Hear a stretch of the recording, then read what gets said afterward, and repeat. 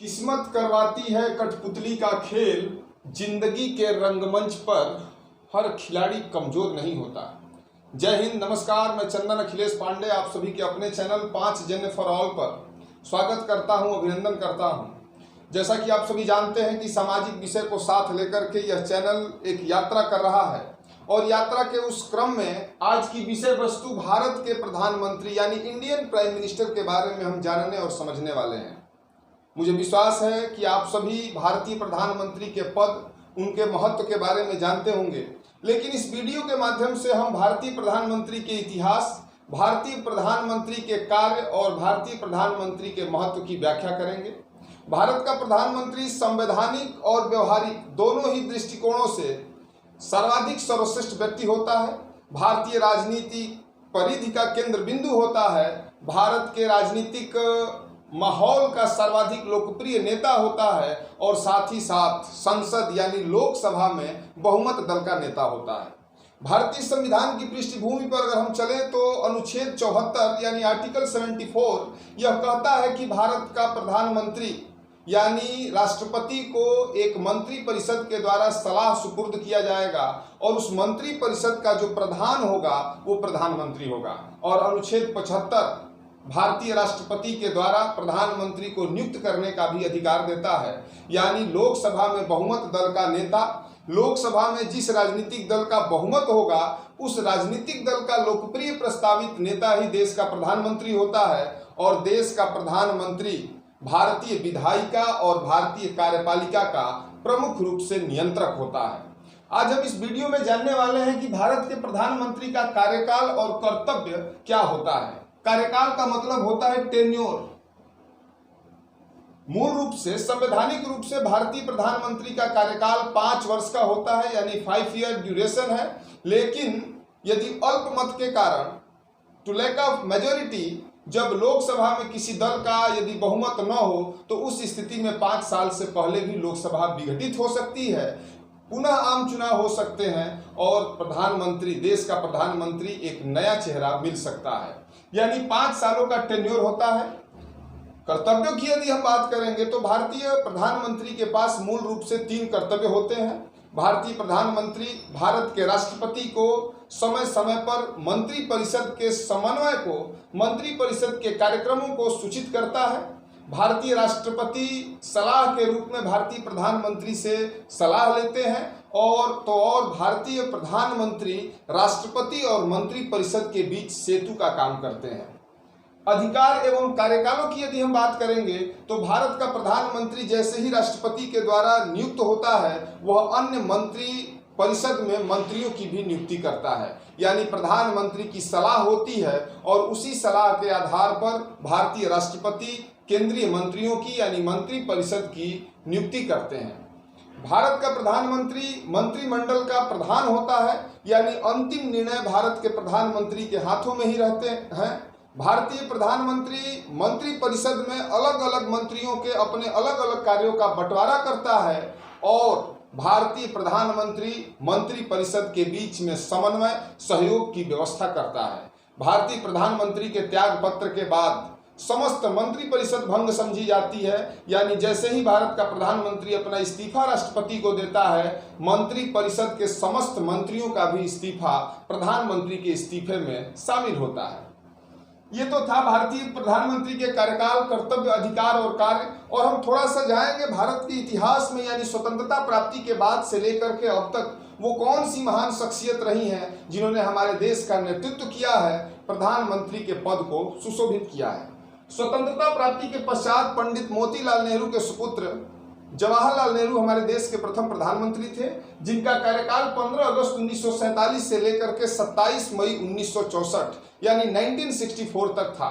मृत्यु के बाद गुलजारी लाल नंदा कार्यवाहक प्रधानमंत्री के रूप में हमारे देश में प्रधानमंत्री बने, किंतु लाल बहादुर शास्त्री, जिन्होंने 1965 में भारत और पाकिस्तान के बीच युद्ध में उनका नेतृत्व था, जय जवान और जय किसान के साथ देश में एक सकारात्मक माहौल बनाने का उन्होंने प्रयत्न किया।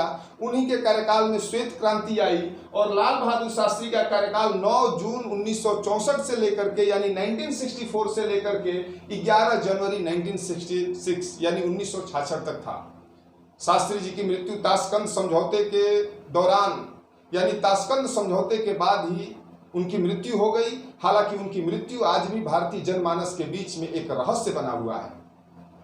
लाल बहादुर शास्त्री जी की भी मृत्यु के बाद गुलजारी लाल नंदा को पुनः कार्यवाहक प्रधानमंत्री के रूप में बनाया गया और पुनः जब चुनाव हुआ तो इंदिरा प्रियदर्शनी गांधी, जिनको आयरन लेडी के नाम से भी जाना जाता है, नारी सशक्तिकरण के माध्यम में, नारी सशक्तिकरण को करने में या फिर भारत को आधुनिक भारत बनाने में, अंतर्राष्ट्रीय स्तर पर भारत को एक नई दशा और दिशा दिलाने में श्रीमती इंदिरा गांधी के योगदान को हम समझ सकते हैं, जिनका कार्यकाल 24 जनवरी 1966 से 24 मार्च 1977 तक था। ये वही दौर था जब देश में आपातकाल यानी देश ने आपातकाल भी देखा था। मोरारजी देसाई, भारत का सर्वोच्च सम्मान भारत रत्न है और पाकिस्तान का सर्वोच्च सम्मान यानी भारत रत्न के समतुल्य एक सम्मान है जिसको निशाने पाकिस्तान कहा जाता है। और यह एकमात्र भारतीय थे, मोरारजी देसाई एकमात्र भारतीय हैं जिनको यह दोनों ही सम्मान प्राप्त है, यानी पाकिस्तान भी अपने सर्वोच्च नागरिक सम्मान निशाने पाकिस्तान से और भारत रत्न से भी इनको सम्मानित कर चुका है मोरारजी देसाई, जिनका कार्यकाल 24 मार्च 1977 यानी 1977 से लेकर के 28 जुलाई 1979 तक था।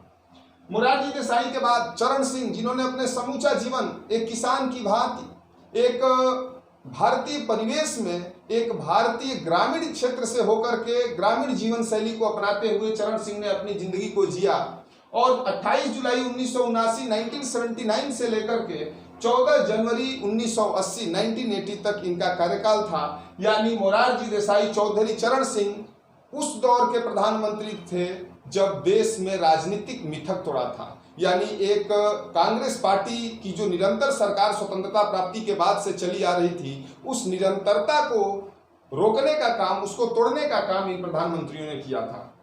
चरण सिंह जी के मृत्यु के बाद पुनः श्रीमती इंदिरा गांधी, जो कि स्वतंत्र भारत की प्रथम और अभी तक अंतिम महिला प्रधानमंत्री के रूप में इस पद को सुशोभित किया, पुनः वो 14 जनवरी 1980 में यानी 1980 में प्राइम मिनिस्टर बनती हैं, प्रधानमंत्री बनती हैं। 31 अक्टूबर 1984 उनकी मृत्यु होती है और मृत्यु के बाद यह पद उनके पुत्र राजीव गांधी सुशोभित करते हैं। यानी इंदिरा गांधी के बाद हमारे देश के प्रधानमंत्री राजीव गांधी थे। आधुनिक भारत का सपना, भ्रष्टाचार के विरुद्ध उनके द्वारा दिए गए कुछ संबोधन और एक तकनीकी और वैज्ञानिक परिधि में, तकनीकी और वैज्ञानिक आधार पर भारत का एक नए भारत के रूप में बनाने का सपना राजीव गांधी ने देखा था, जिन्होंने 31 अक्टूबर 1984 से लेकर के 1 दिसंबर 1989 तक देश के प्रधानमंत्री के रूप में काम किया। राजीव गांधी के बाद विश्वनाथ प्रताप सिंह देश के प्रधानमंत्री बनते हैं।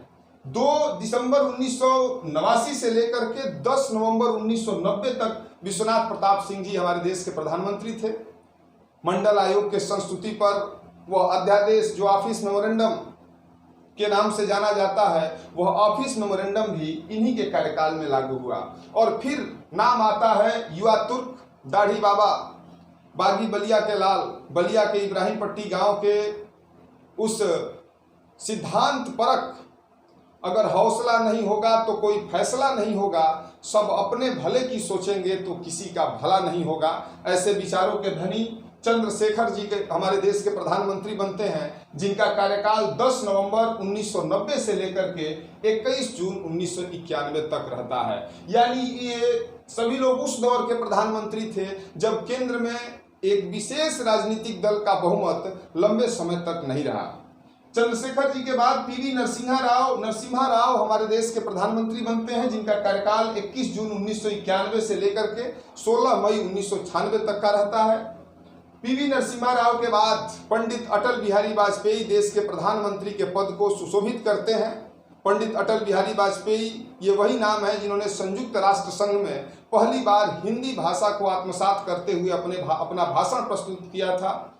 भारतीय रक्षा विभाग में परमाणु अनुसंधान करने वाले प्रधानमंत्री पंडित अटल बिहारी वाजपेयी थे, जिनका कार्यकाल 16 मई 1996 से लेकर के 1 जून 1996 यानी अल्पकाल का वह कार्यकाल था। अटल बिहारी वाजपेयी के बाद HD देवगौड़ा हमारे देश के प्रधानमंत्री हुए। जिनका कार्यकाल 1 जून 1996 से लेकर के 21 अप्रैल 1997 तक था। एच.डी. देवगौड़ा साहब के बाद इंद्र कुमार गुजराल हमारे देश के प्रधानमंत्री बने, जिनका कार्यकाल 21 अप्रैल 1997 से लेकर के 18 मार्च 1998 तक था। और इंद्र कुमार गुजराल के बाद पंडित अटल बिहारी वाजपेयी ने देश के प्रधानमंत्री की कुर्सी को पुनः संभाला, जिनका कार्यकाल 19 मार्च 1998 से लेकर के 22 मई 2004 तक था।